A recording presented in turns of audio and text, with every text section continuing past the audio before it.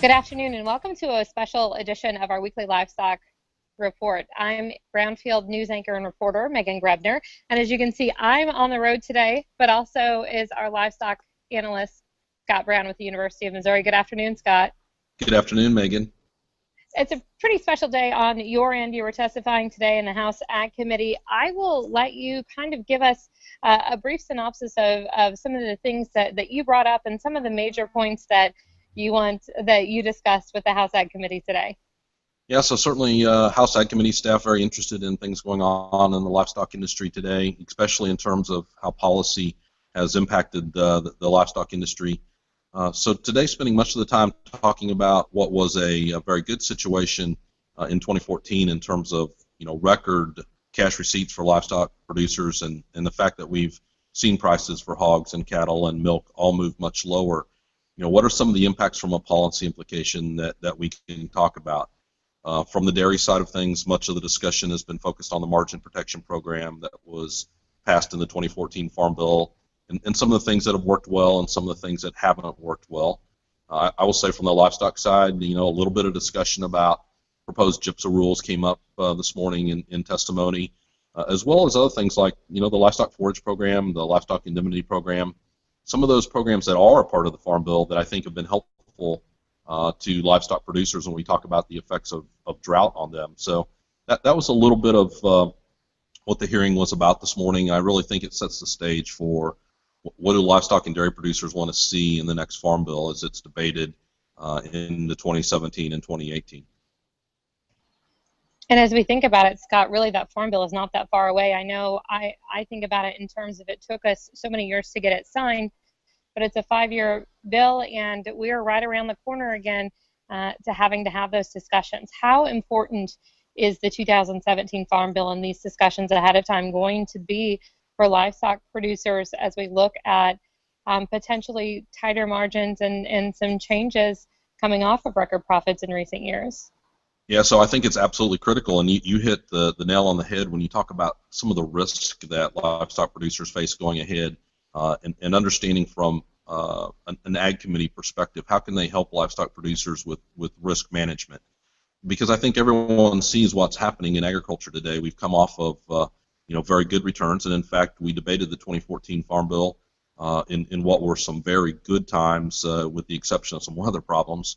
And so now we're talking about debating this next Farm Bill and what might be some lower crop prices, lower livestock prices. What are some of those risk management tools that are most important to livestock producers?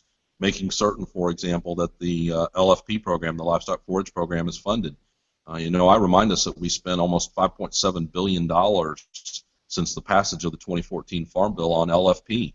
I don't think it's a matter of if we have another drought, it's just a matter of when we have another drought in this country. And being able to help cattle producers weather that bad pasture event again, I think is helpful. So the idea of risk management in what's a very tight margin situation, I think, is going to be important as we debate the next Farm Bill. Scott, we talk a lot about risk management just in livestock producers in general in our weekly updates.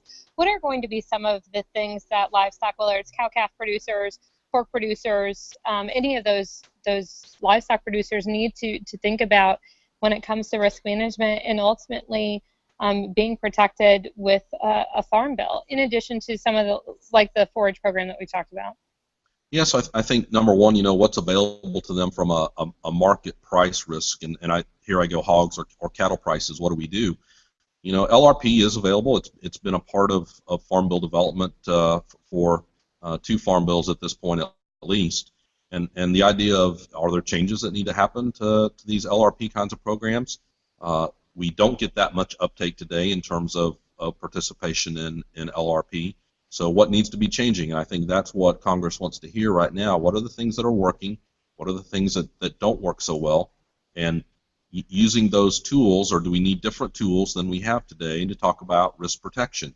I believe that as we go forward and we debate more and more where we head with farm policy, the idea of this is not to be thought of by producers as a way to try to get program maximization, if you will, get the sheer volume of dollars, maximum volume of dollars out that you can. It's much more about protecting that downside risk That's especially true when you look at federal budgets that continue to come under a lot more pressure.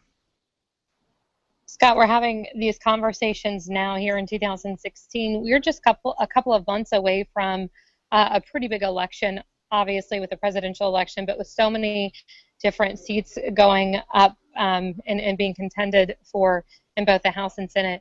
How vital are these conversations now ahead of that election, and how will that conversation potentially change after the election cycle? Yeah, so a very good question. I don't think we know exactly how the next farm bill will play out, and so we'll have to wait and see. But I will say starting the debate right now, or starting the discussion right now, is helpful because I think it starts to frame the overall issues that need to be debated and discussed. And I think those same issues for agriculture are going to be in place regardless of who's in office.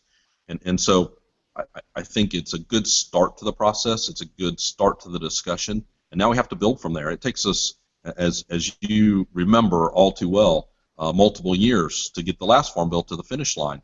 Starting the 2017 or 2018 debate today certainly gives us a head start trying to get to the finish line maybe a little sooner. And I will say many of the issues that made the 2014 farm bill passage difficult probably remain with us today. Number one being just how tight federal budgets are today. Any other thoughts from testimony today? I know you weren't the only person on the panel. Any other interesting insights from some of your other and fellow testimony today? Certainly a lot of information being provided about the Trans-Pacific Partnership, and most everyone that was on the panel were talking about the benefits to their industries from TPP. And I think when you look at that, certainly cattle and hogs lead the way. A lot of hope that we can get TPP passage done sometime soon. From a cattle perspective, I think the Japanese market is very important. When you see that Australia has already had a successful agreement with Japan that lowers tariffs for their products into Japan, TPP certainly helps us in the United States. Similarly for hogs, I think that the changes in the Japanese gate price provide a lot of opportunities for U.S. pork exports into Japan.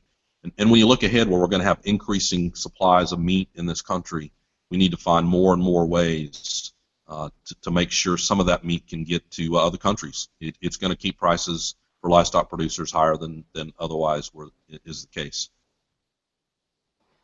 Scott, anything else? I think you've covered it. Well, we will talk to you again on Friday. We'll both hopefully be back in our studios and in our offices. So have a safe trip home, and we'll talk to you then. Thanks a lot, Megan. From Indianapolis, I'm Meghan Grebner on Brownfield.